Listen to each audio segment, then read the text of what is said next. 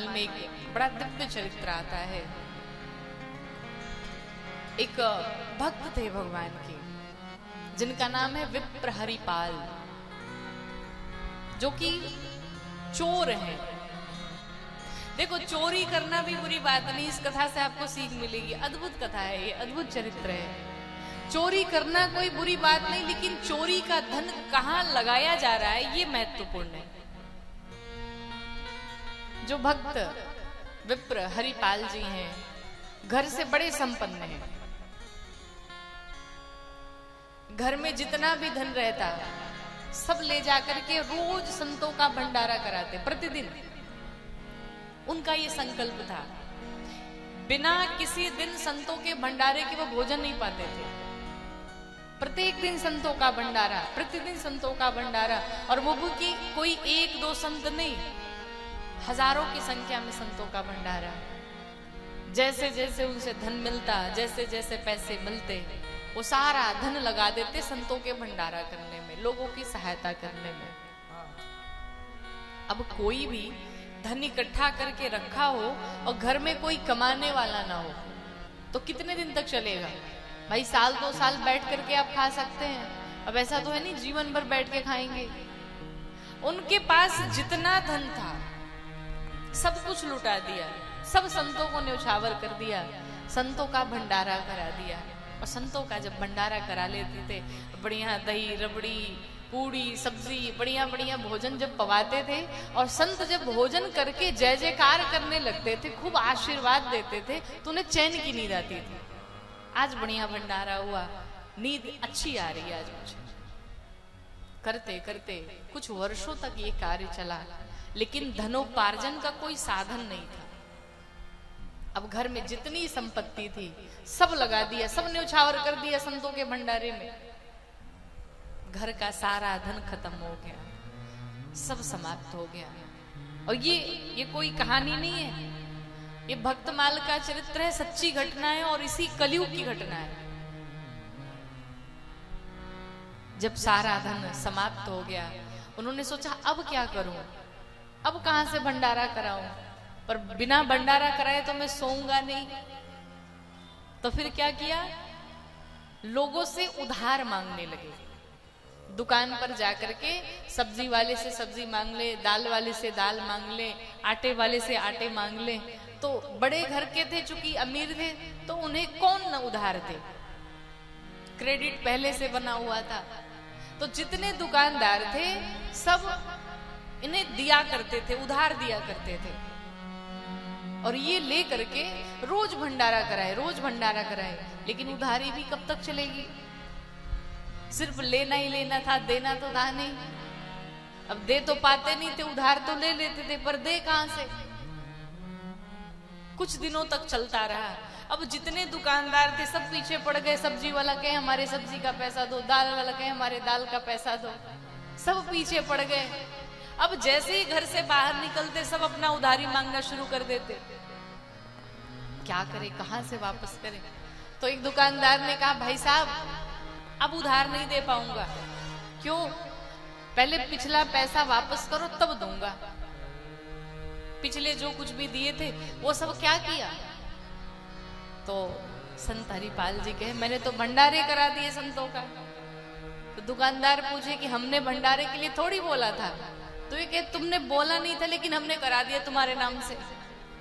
तो दुकानदार कहे, बड़ी जबरदस्ती है, हमने बोला भी नहीं भंडारे के लिए, तुम जबरदस्ती भंडारे करा दिए। क्यों कराया? कहा, भाई मेरे पास व्यवस्था नहीं थी तो हमने तुम्हारे नाम पे भंडारा करा दिया। कहा, हमने थोड़ी बोला था कि तुम भंडारे कराओ। संत हरिपाल जी कहे, दुकानदारों ने सोचा कि अब इन्हें एक भी चीज देने लायक नहीं है, ना ये पैसे वापस करेंगे ना अब इन्हें हम सामान देंगे। दुकानदारों ने भी हाथ खड़े कर लिए, नहीं दिया, बिना भंडारे कराए। उन्होंने बैठे बैठे सोचा, अब मैं चोरी करूंगा, लोगों के घर में चोरियां करूंगा और चोरी करके भंडारे कराऊंगा, पर मानूंगा नहीं। देखो कितनी श्रद्धा है, कितनी निष्ठा है। आदमी को एक बहाने चाहिए होता है कि मेरे पास है नहीं, मैं कहां से करूं। अगर आप करने पे आ जाए तो हर व्यवस्थाएं बन जाती है। संत हरिपाल जी ने सोचा कि मैं अब सबके घर में चोरियां करूंगा, पर संतों का भंडारा रुकना नहीं चाहिए। उन्होंने सबके घर में चोरियां करना प्रारंभ किया। और चोरी भी किसके घर में? जो भगवान के भक्त नहीं होते थे उनके घर में चोरियां करते थे, जो नास्तिक होते थे, जो भगवान को नहीं मानते थे, जो खूब अमीर होते थे लेकिन फिर भी कंजूस होते थे। ऐसे वाले कंजूस की चमड़ी भले चली जाए पर दमड़ी न जाए, ऐसे वाले कंजूस अमीरों के घर में चोरियां करते थे। और चोरी भी क्या करते थे? पैसे रुपए नहीं, सोने चांदी नहीं, जेवर नहीं, फिर सबके घर से, किसी के घर से दाल चुराते थे, किसी के घर से सब्जियां चुराते थे, किसी के घर से चावल चुराते थे। अर्थात जो भी भंडारे में लगता था वही चोरी करते थे। सबके घर से चोरियां करते थे। चोरी करते करते एक बार एक बड़े भक्त है भगवान के, एक सेठ हैं, उनके घर में रात्रि में चोरी करने पहुंचे। जब रात्रि में चोरी करने पहुंचे, आधी रात में सेठ तो सो रहा था लेकिन उसकी बेटी जग रही थी। तो संत भगवान जब चोरी करने के लिए पहुंचे उसके घर में, तो कुछ आवाज गई होगी कानों में। बिटिया ने कहा, रे पिताजी उठो उठो, चोर आया है घर में। उस सेठ ने कहा, रे शांत हो जाओ, सो जाओ, कोई चोर नहीं आया है, वो तो संत हरिपाल जी आए हुए हैं आज हमारे धन को शुद्ध करने के लिए। आज इन्होंने अगर चोरी कर ली तो हमारे घर का धन शुद्ध हो जाएगा। नहीं चोरी करने दो, तुम शांत हो जाओ, सो जाओ, इन्हें चोरी करने दो। जब संत हरिपाल जी ने सुना कि ये तो जानते हैं और ये तो भगवान का बड़ा भक्त है और मुझे तो भक्त के घर में चोरी नहीं करनी है, जो भक्त नहीं उसके घर में चोरी करनी है, चले गए वहां से। अब पूरे शहर में, पूरे क्षेत्र में ये शोर मच गया कि ये चोरी करते हैं, पर भंडारा नहीं रुकना चाहिए महाराज। ऐसी निष्ठा, ऐसी श्रद्धा। किसी ने कहा एक काम करो, इनका विवाह करा दो, शायद जिम्मेदारियां पड़े तो कुछ काम धाम करने लगे और थोड़ा मन बदल जाए इनका। तो कहीं से सुनने में आया, किसी ने कहा कि एक कन्या है जो ऐसी कन्या है जिसका संकल्प है, जिसका प्रण है कि जो प्रतिदिन 1000 संतों का भंडारा करेगा उसी से मैं विवाह करूंगी। तो जब संत हरिपाल जी के पास ये बात आई कि ऐसी कन्या है जिसका संकल्प है कि जो लड़का, जो व्यक्ति 1000 संतों का नित्य प्रति भंडारा करे उसी से मैं विवाह करूंगी। संत हरिपाल जी ने सोचा ये तो और बढ़िया है, मैं तो भंडारा करता ही हूँ और देखो पत्नी भी ऐसी मिल रही है जो जिसका संकल्प ही है कि प्रतिदिन 1000 संतों का भंडारा। कोई बात नहीं, 1000 क्या 1500 भंडारे हो जाएंगे और ये तो विवाह हो जाए तो और अच्छा हो जाएगा। क्यों? अरे जब भोजन बनाना होता है तो साधु संतों को बुला करके भोजन बनवाना पड़ता है, और जब पत्नी आ जाएगी तो हम दोनों पति पत्नी मिलकर के साथ में भगवान श्री ठाकुर जी के लिए भोग लगाएंगे, भोग बनाएंगे, संतों का भंडारा कराएंगे। देखो, विवाह जब भी करना हो, किसी लड़के को अगर विवाह करना हो तो भाई किसी के चेहरे पे लिखा तो नहीं कि उसका चरित्र कैसा है, उसका व्यवहार कैसा है। अगर आप चाहते हो कि आपको एक सुंदर सी धर्म पत्नी मिल जाए, एक काम करो, ठाकुर जी के पास जाकर के ठाकुर जी से कहिए, ठाकुर जी अपनी सेवा के लिए एक ऐसी कन्या दे दो जो आपको अच्छे अच्छे भोग बना करके खिलाए। ठाकुर जी आपको अपनी व्यवस्था करनी है। अगर अच्छी संस्कारी घर में कन्या आ गई तो अच्छे अच्छे व्यंजन बना करके आपको रोज भोग लगाएगी। निश्चित रूप से ठाकुर जी आपके लिए एक ऐसी संस्कारी कन्या ढूंढेंगे जिसके साथ आपका पूरा जीवन निर्वाह हो सकता है बड़े आनंद के साथ। अर्थात जो कुछ भी जीवन में हमें चाहिए वो सब ठाकुर जी के लिए कह दो, फिर ठाकुर जी जो व्यवस्था करेंगे उसमें कोई कमी नहीं होगी। विवाह हो गया, पत्नी घर पे आई, अब प्रतिदिन वही कार्य, रोज भंडारा, रोज चोरी करना, रोज भंडारे करना, रोज चोरी करना, रोज भंडारे करना। करते करते अब एक दिन पत्नी परेशान हुई कि भाई ये चोरी कब तक चलेगा। अभी बैठ करके बात ही कर रहे थे, तब तक अचानक से 1000 संत घर पे पधार गए महाराज। भंडारे कराने के बाद 1000 से ऊपर लगभग संत घर पे आ गए।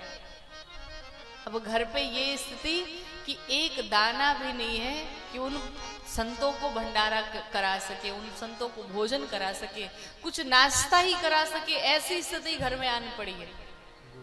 कोई दूसरा होता तो कह देता महाराज बहुत भंडारे करा चुके, अब स्थिति नहीं हमारी भंडारे कराने की। अब दर्शन करिएगा कैसे भगवान ने लीला की है। हरिपाल जी ने कहा कोई बात नहीं, हे ठाकुर जी अब आप ही हमारे संकल्प को पूरा करो। हे ठाकुर जी किसी ऐसे बड़े घर में चोरी आज करा दो, कोई ऐसा धन मिल जाए कि सभी संत भूखे न जाने पाए। और इतना ही नहीं, बड़ा दृढ़ संकल्प ले लिया। संत हरिपाल जी कहते हैं प्रभु अगर आज ये संत हमारे घर से भूखे चले गए तो प्रभु हम दोनों पति पत्नी मिलकर के अपने प्राण त्याग देंगे, मर जाएंगे। संत अगर भूखे हमारे घर से चले गए तो भूखे नहीं जाने चाहिए, अब कुछ आप उपाय करो। भगवान ठाकुर जी, भगवान नारायण ऊपर से बैठे बैठे देख रहे थे अपने भक्त की लीला। भगवान ने कहा कुछ तो करना पड़ेगा। अब भगवान नारायण ने क्या किया, भगवान नारायण एक सेठ का स्वरूप बनाए, पगड़ी उगड़ी बढ़िया लगाया और प्रभु तैयार हो गए। रुक्मिणी मैया ने पूछा प्रभु कहाँ जा रहे हो बड़े सज संवर के? तो भगवान ने सोचा कि बता ही देता हूँ। भगवान ने कहा देखो एक मेरा भक्त है और लीला करने जाना है और आपको भी अगर साथ में चलना है तो चल सकती हो, लेकिन साधारण सा वेश बना करके। और शर्त यह है कि हमारा भक्त अगर कुछ बोल भी दे, कुछ कह भी दे तो गुस्सा नहीं होना है, नाराज नहीं होना है। जाओ तैयार होकर के आ जाओ। जब माताओं को तो वैसे ही सोना बड़ा प्रिय है, और माताओं से थोड़ा सा कह दिए तैयार हो जाओ तो पूरे सोने चांदी एकदम आभूषण मैया श्रृंगार करके चले पड़ती हैं। भगवान नारायण ने कह क्या दिया कि देवी तैयार होकर के आओ। अब रुक्मिणी मैया सर से पांव तक सोने से लद गई, सोने से पूरा शरीर भर लिया। तैयार होके भगवान ने कहा है चलना है तो तैयार होकर के आ गई, पूरे सोने चांदी हीरे मोती पहन करके मैया चल पड़ी भगवान नारायण के साथ। चलते चलते भगवान नारायण मैया रुक्मिणी के साथ में एक जंगल में आए। इधर से संत हरिपाल जी जंगल में सोचे कि आज इधर से जो कोई भी आएगा ऐसे नहीं जाने दूंगा, आज तो बड़ी चोरी करूंगा। और संत हरिपाल जी लठ लेकर के खड़े हो गए, इधर से किसी को एंट्री नहीं मिलेगी। और मेरे प्रभु नारायण उधर ही से चले आए। भगवान नारायण मैया रुक्मिणी के साथ में आ रहे हैं।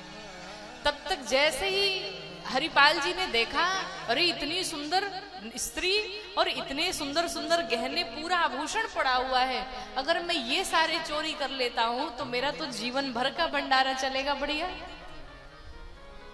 रोक लिया, कहाँ जा रहे हो? भगवान नारायण ने लीला की। भगवान नारायण पूछते अच्छा सुनो सुनो, एक बात पूछनी है। अच्छा पूछो। हरिपाल जी से भगवान नारायण ने कहा एक बात बताओ, हमने सुना है कि यहाँ पर बहुत बड़ा डाकू रहता है, बहुत बड़ा चोर रहता है। कहा उसका नाम क्या है? कहा उसका नाम हरिपाल है। बड़ा भय लगता है महाराज उससे। हरिपाल जी ने सोचा कि देखो ये कितने भयभीत हो रहे हैं हमसे, और वो डाकू तो मैं ही हूं, पर बताया नहीं। अब हरिपाल जी ने भगवान को डराना शुरू किया कि ये डर जाए। कहा महाराज बहुत बड़ा डाकू है और उसे अगर अच्छे से धन न दिया जाए तो वो तो मार भी डालता है, मृत्यु हो सकती है।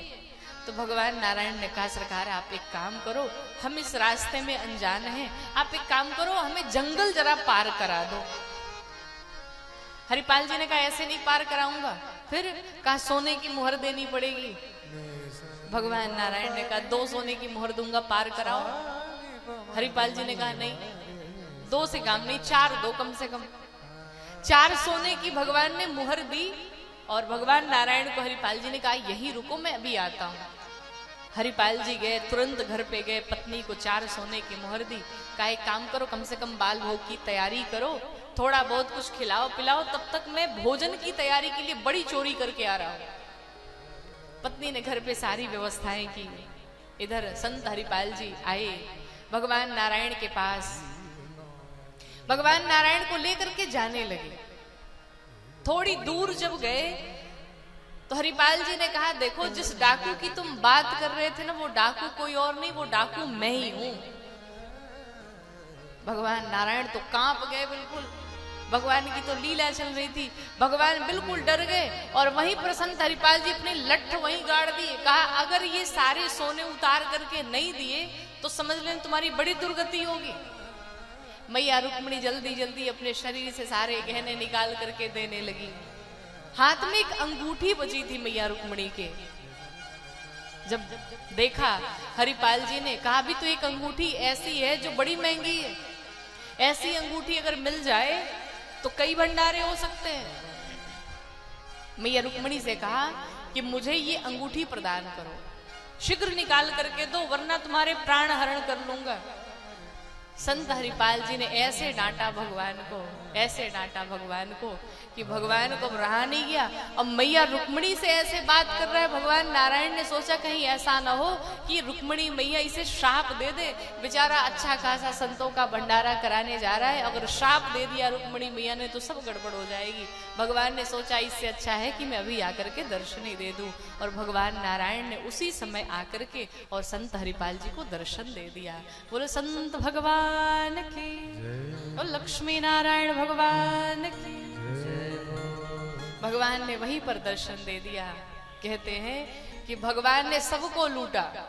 भगवान ने माखन चोरी की, भक्तों का हृदय चोरी किया, भक्तों के हृदय को लूट लिया। लेकिन एक संत हरिपाल जी ऐसे भक्त हुए जिनसे भगवान स्वयं लूटने के लिए आ गए। तो भगवान अपने भक्तों के लिए कुछ भी करने को तैयार रहते हैं। हम धर्मार्थ करना चाहें, हम लोगों की सेवा करना चाहें तो निश्चित रूप से भगवान हर प्रकार से हमारी सहायता करते हैं, और यही हमारी सेवा हमारे परलोक के कल्याण का कारण बनती है। इसलिए परिवार के साथ साथ सबके लिए हम सब कुछ करें, लेकिन हमें स्वयं के लिए भी करना है कि भगवान के पास जाए तो हम भी कह सके, प्रभु हमने इनकी सहायता की, हमने इनकी मदद की।